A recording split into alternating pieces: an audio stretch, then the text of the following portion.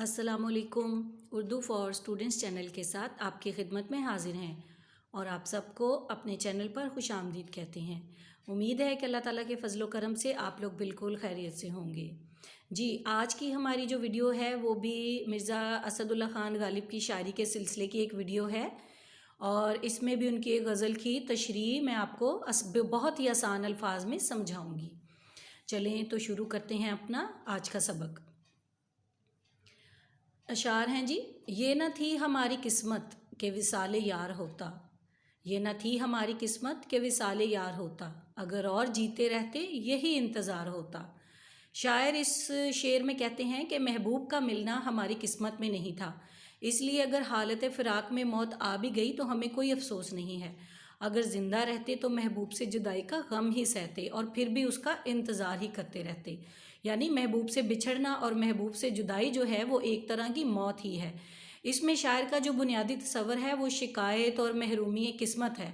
यानी वो अपनी किस्मत से शिकायत कर रहे हैं कि मेरी किस्मत में ही महरूमी और नारसाई का दुख लिखा हुआ है और अगर मेरी किस्मत में ही नहीं था कि मुझे अपने महबूब का दीदार होता या उससे मिलना नसीब होता, तो इसलिए ऐसी ज़िंदगी का मुझे क्या फ़ायदा है, उसमें भी मुझे महबूब का इंतज़ार ही करना पड़ता।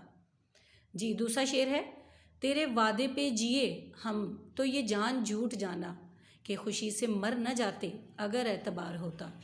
इसमें शायर महबूब के वादे को झूठा करार दे रहा है और कहता है कि अगर तेरा वादा सच्चा होता तो मैं खुशी से मर न जाता। अगर मैं तेरे मिलने के वादे के बाद भी ज़िंदा हूँ तो इसका मतलब है कि तेरा वादा ही झूठा है, मुझे तेरे वादे का कोई एतबार ही नहीं है। अब इसमें शायर जो है वो अपने महबूब पर एतबार ही नहीं कर रहा और उसे पता है कि उसका महबूब जो है वो उससे झूठे वादे कर रहा है, उससे गलत बयानी कर रहा है, तो इसलिए गालिब ने बहुत ही खूबसूरत अंदाज में उसके वादे को झूठा करार दिया है कि अगर मुझे तेरे वादे पर एतबार होता मैं तो खुशी से मर ही जाता। तो अगर मैं ज़िंदा हूँ तो इसका मतलब है कि तेरा वादा जो है वो कोई सच्चा वादा नहीं है, तू दिल से कोई वादा नहीं कर रहा बल्कि सिर्फ मुझे बहला रहा है, सिर्फ मुझे टरखा रहा है। जी, तीसरा शेर है। तेरी नाजुकी से जाना कि बंधा था अहद बूदा, कभी तू न तोड़ सकता अगर उस्तवार होता। अच्छा जी, इसमें शायर जो हैं वो कुछ मुबालगा आराई से काम लेते हुए अपने महबूब की नज़ाकत और नाजुकी बयान करते हुए कहते हैं कि ए महबूब, अगर तुमने अपना वादा तोड़ दिया है तो इसमें तेरा कोई कसूर नहीं, वो वादा ही बहुत कमज़ोर था। अगर वो वादा मजबूत होता तो तुमसे कभी ना टूटता। यानी कि मेरा महबूब इतना नाजुक है कि एक वादा भी नहीं तोड़ सकता। इसको आप शायराना ताल्ली या शायराना मुबालगा आराई भी कह सकते हैं कि शायर के ख़्याल में कि उसका महबूब इतना नाजुक है, इतना नज़ाकत से भरा हुआ है कि वो एक लफ्ज़ी वादा तक नहीं तोड़ सकता। तो इसलिए जो तुमने वादा किया था उसकी तो कोई हैसियत ही नहीं, कोई हकीकत नहीं थी। अगर तुम सही सच्चा वादा करते तो वो कभी तुमसे टूटता ही ना। जी, शेर नंबर 4 है। कोई मेरे दिल से पूछे तेरे तीरे नीम कश को, ये खलिश कहाँ से होती जो जिगर के पार होता। इसमें शायर महबूब की एक खूबसूरत अदा का जिक्र करता है कि उसकी झुकी नज़रों से देखना मेरे दिल पर क़यामत ढाता है और उसकी पलकों के तीर दिल में पैवस्त होकर एक अनोखी लज़्ज़त अता कर रहे हैं। उनकी खलिश और चुभन में भी एक लुत्फ़ है। अच्छा हुआ, और शायर कहते हैं कि अच्छा हुआ ये तीर दिल के पार नहीं हुआ, वरना मैं इस लज्जत से महरूम रह जाता। जब इंसान किसी से मोहब्बत करता है तो उसकी हर अदा ही खूबसूरत और प्यारी लगती है। तो इसमें शायर को अपने महबूब का झुकी हुई पलकों से देखना, झुकी हुई नज़रों से देखना ही बहुत लज्जत देता है, बहुत लुत्फ़ देता है। और वो कहता है कि अगर वो जैसे एक जो तीर अभी पूरी तरह जिगर से पार नहीं होता या तीर पूरी तरह कमान से निकलता नहीं, तो उसका एक अलग ही खौफ और एक अलग ही चुभन होती है। तो इसीलिए अच्छा हुआ कि ये तीर दिल के पार नहीं हुआ, महबूब ने मुझे पूरी आंखें खोल के नहीं देखा, वरना मैं इस लज्जत से महरूम रह जाता। जी, शेर नंबर 5 है।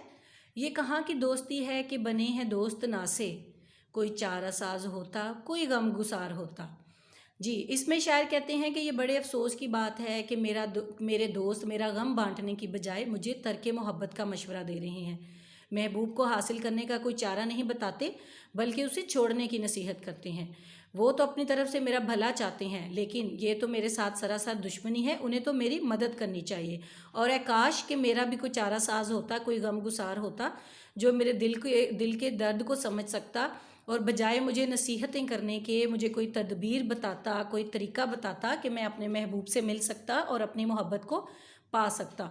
तो मुझे नसीहत करने वाले दोस्त नहीं चाहिए, मुझे दिल का हाल समझने वाले दोस्त चाहिए, जो कि मेरे दिल का हाल समझ सके, मेरा गम बांट सके।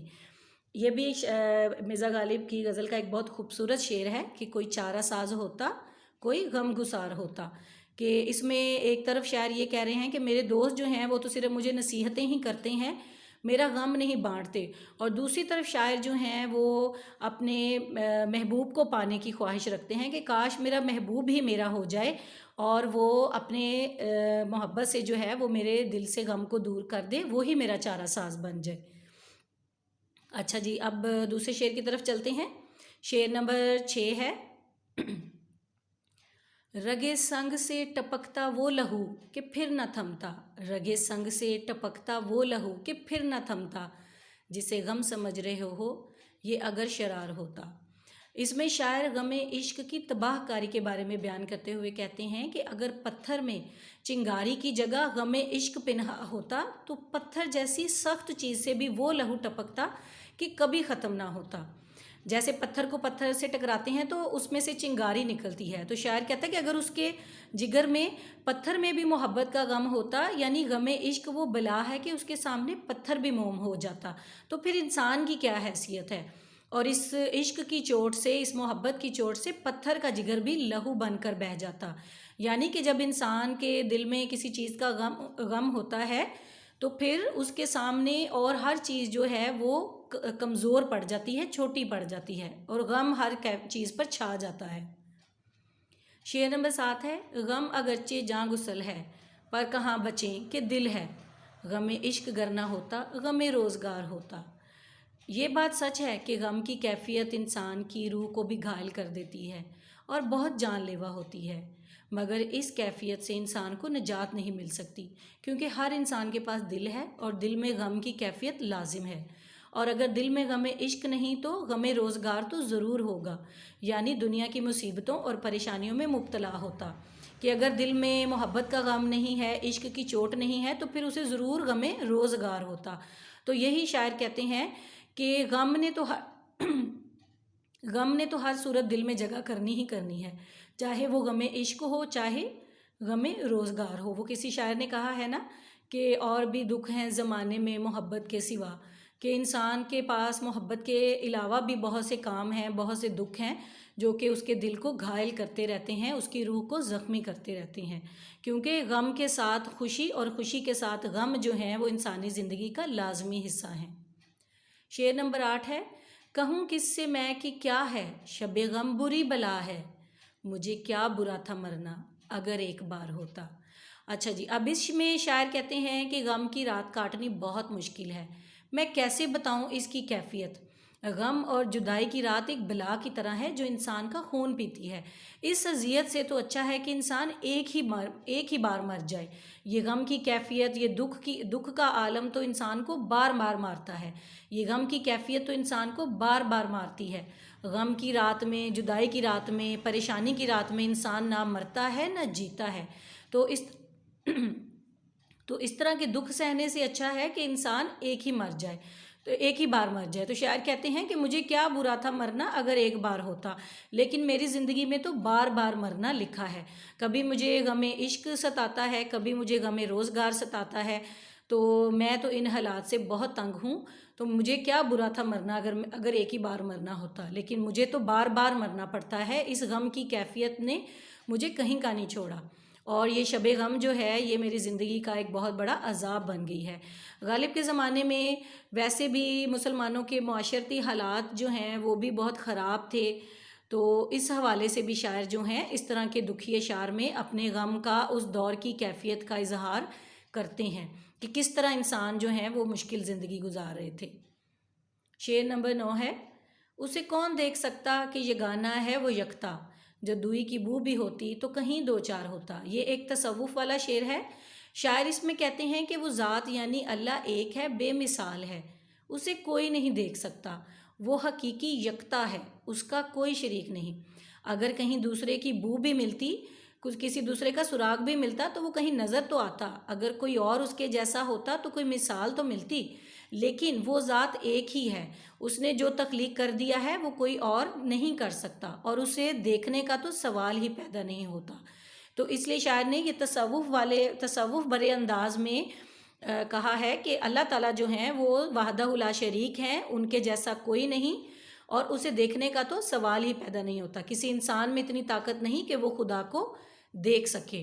गालिब की शायरी में गमे इश्क के साथ साथ हकीकी जो तसव्वुफ़ है वो भी नज़र आता है। आखिरी शेर है, ये मसाइल तसव्वुफ़ ये तेरा बयां गालिब, तुझे हम वली समझते जो ना बादा ख्वार होता। ये मक्ता का शेर है, और शायर अपने आप को मुखातिब करते हुए कहते हैं कि ए गालिब, तुमने मसाइल तसव्वुफ़ इतने दिलकश अंदाज में बयान किए हैं कि अगर तुम बादा ख्वार ना होते, यानी शराब ना पीते, तो तुम्हारा कलाम पढ़ने वाले तुम्हें वली समझ लेते। तुम्हारे ये शेर किसी वली की बातों की तरह मसाइल तसव्वुफ़ बयान करते हैं कि जिनको पढ़कर लोग हैरत ज़दा हैं।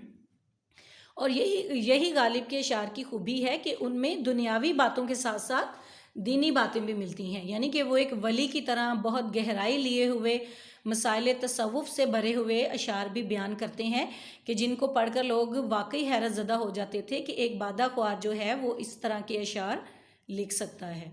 उम्मीद है कि आपको मिर्ज़ा गालिब की इस गज़ल की तशरीह जो है वो अच्छे तरीके से समझ आ गई होगी। मैंने कोशिश की है कि काफ़ी आसान अल्फाज में आपको समझा सकूं। अगर आपको हमारे चैनल की वीडियोस अच्छी लग रही हैं तो हमारे चैनल को सब्सक्राइब, शेयर और लाइक ज़रूर कीजिए, ताकि आने वाली हर वीडियो आपको वक्त पर मिलती रहे, और बेल आइकन को प्रेस करना मत भूलिए। अगली वीडियो तक अब मुझे इजाज़त दीजिए। अल्लाह हाफिज़।